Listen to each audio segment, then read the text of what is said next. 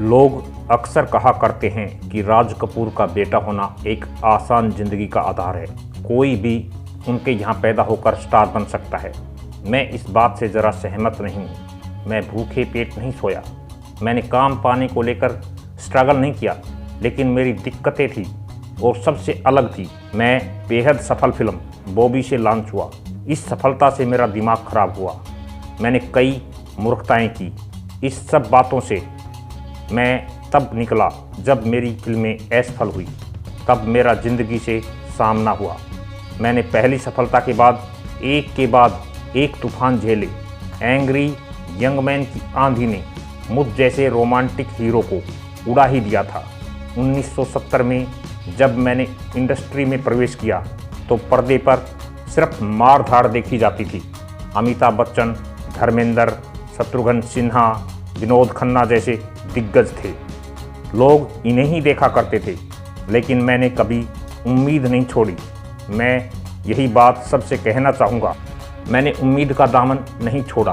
खूब मेहनत की, गंभीरता के साथ, समर्पण के साथ काम करता गया। ऐसा अनिश्चितता का माहौल था कि आज उसकी कल्पना भी मुश्किल है। कोई म्यूजिकल फिल्में देखना ही नहीं चाहता था। ऐसे माहौल में सिर्फ अपने काम पर यकीन करके टिके रहना आसान नहीं था। दरअसल यह भी मैंने अपने पिता राज कपूर से ही सीखा था। श्री 420 में केवल एक सीन था, इसलिए मैं अपनी पहली फिल्म मेरा नाम जोकर को ही मानता हूँ। उसकी सफलता या असफलता को समझने के लिए मैं बहुत छोटा था, लेकिन मुझे इतना पता लग गया था कि फिल्म फ्लॉप हो गई है। यह कल्ट फिल्म थी, अपने वक्त के आगे की थी।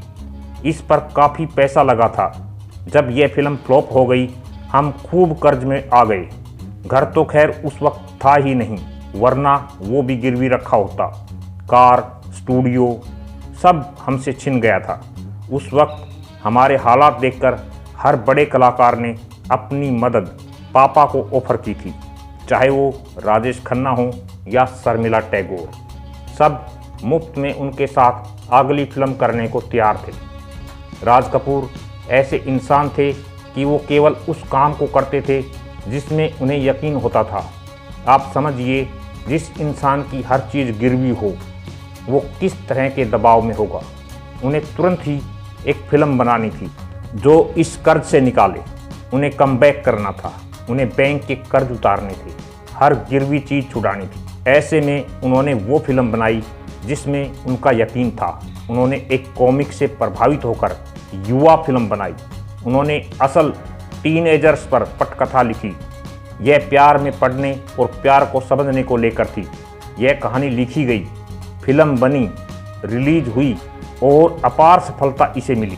राज कपूर इस फिल्म में किसी भी एक्टर को ले सकते थे, लेकिन उन्होंने मुझ पर और डिम्पल कपाड़िया जैसे नए नवेलों पर दांव खेला। तो यहाँ समझिए कि जिस पर यकीन हो उस पर टिके रहना कितना ज़रूरी है। यकीन ही है जो आपसे आपका सर्वश्रेष्ठ निकालता है। हर जगह गणित नहीं चलता। गणित तो नफ़े नुकसान का खेल है। सफलता तो यकीन से मिलती है। अपने काम पर यकीन इसलिए ज़रूरी है और अपने यकीन पर काम करना भी इसीलिए आवश्यक है। जिस पर भी आपको यकीन हो, काम कीजिए। असफल हुए भी तो यह खुशी रहेगी कि आपने अपना सर्वश्रेष्ठ दिया था।